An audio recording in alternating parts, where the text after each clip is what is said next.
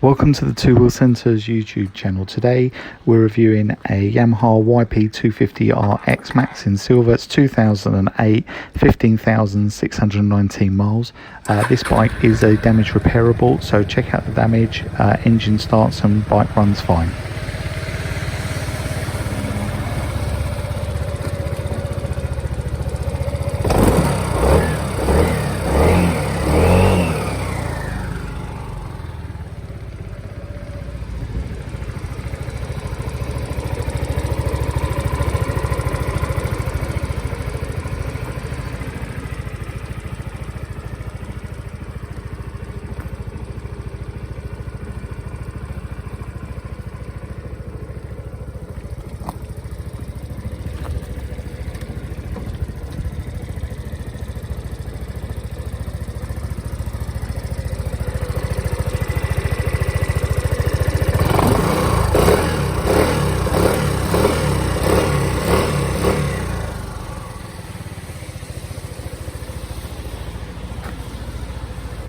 Documentation that comes with the bike is the V5, got HPI certificate, which is clear.